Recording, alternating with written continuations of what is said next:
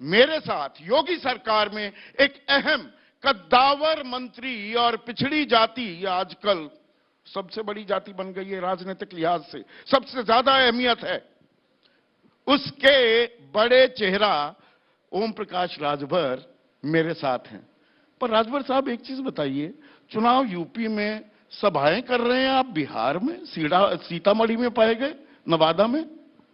देखिए, चुनाव की तैयारी लोकसभा चुनाव के बाद जब हम लोगों को ये जानकारी हो गई कि ये सीटें खाली हैं, चाहे वो मजमा हो, कटेहरी हो, मिल्कीपुर हो, चाहे कुंदरकी हो, चाहे मीरापुर, 10 सीट पर जो खाली हुई, हमारी पार्टी, अपना संगठन, हम लोग बूथ स्तर पे, सेक्टर स्तर पे हम लोग काम करके एक एक विधानसभा में 2-2, 3-3 सभाएं हम लोग कार्यकर्ताओं की करके सबको लगा दिए। उसके बाद समय समय पर हम लोग सभा वहां भी करते रहते हैं। और बिहार हम 20 साल से काम कर रहे हैं, वहां 38 जिले हैं। मतलब इन 10 सीटों पर 9 पर चुनाव हो रहा है, आपने लगा दिए, कार्यकर्ता लगा दिए या आप बर्फ में लगा दिए गए? नहीं, हम खुद नहीं रहा कोई। नहीं, हम खुद लगे हैं, हम खुद ठंडे बस्ते में लगा दिए गए? नहीं नहीं, आज हमारा कार्यक्रम 6 गो कार्यक्रम खुद कटेहरी में है। हमारे जो नेता हैं अरविंद राजभर, उनके कार्यक्रम 6 गो आज लगे हुए हैं।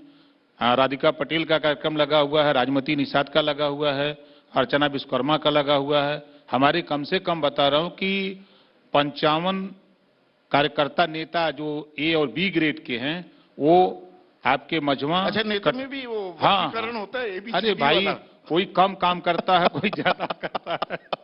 तो जो राष्ट्रीय नेता हैं, प्रदेश के नेता हैं, मंडल के नेता हैं, जिले के नेता हैं, तो कैटेगरी बनी है ना।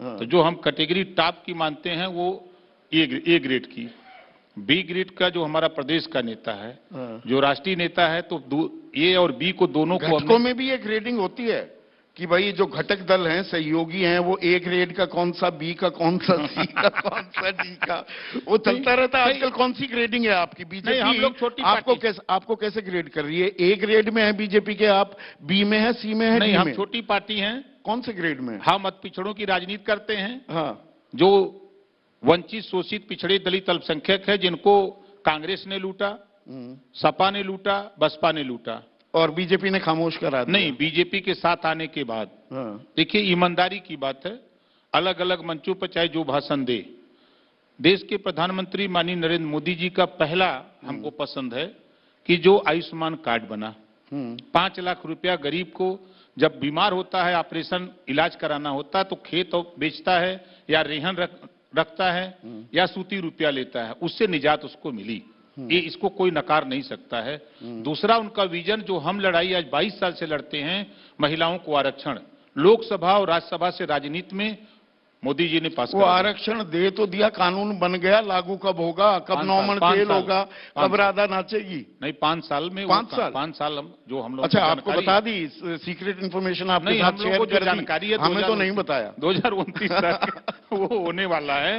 और हम अगर यूपी की बात करें तो यूपी में 7.5 साल में, पर वो तो परिसीमन भी होना है 2026 में, उससे पहले अभी तो चुनाव आयोग का काम है। जनगणना कराने का औपचारिक ऐलान तो सरकार करने को तैयार नहीं। 21 में होनी थी, चलो 21-22 में कोरोना था, 23 में कराते, 24 में कराते, अब भी नहीं बता रहे। जातिवार जनगणना हम आपको आपके मंच पे कह रहा हूं, एनडीए सरकार माननीय नरेंद्र मोदी जी, प्रधानमंत्री जी के ही नेतृत्व में देश की जातिवार जनगणना होगी।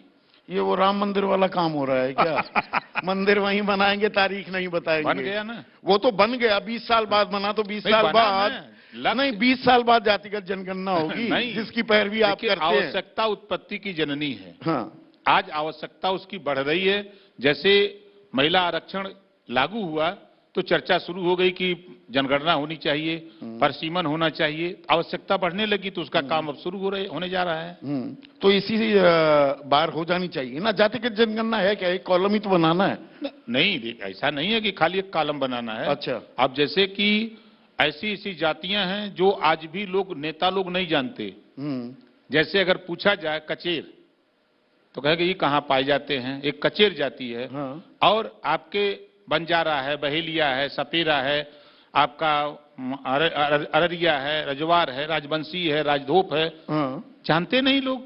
बिल्कुल नहीं नहीं, ये you are hitting the nail on the head Rajbhar भाई, आप सही बात कह रहे हैं, पर सरकार जानती है दरअसल। नहीं, सरकार तो जानती नहीं है। वो नहीं, ये भी पता होना चाहिए दर्शकों को, जानती कैसे है, क्योंकि पिछड़ा आयोग एक बना जी है ना, और ताल ठोकी जी बीजेपी सरकार ने, मोदी सरकार ने, जी हमने पिछड़ा आयोग बनाया, 13 एक्सटेंशन उसे दी गई, जी रोहिणी आयोग को, उसकी रिपोर्ट राष्ट्रपति के सुपुर्द भी कर दी गई पिछले साल, पर उसे सार्वजनिक नहीं किया जा रहा। उस पे समीक्षा हो रही है। अच्छा, समीक्षा। हाँ, समीक्षा होके ही कोई भी रिपोर्ट आती है तो उसकी समीक्षा होती है, तब वो सार्वजनिक होती है। ओ अब पहले ही कह दिया जाए।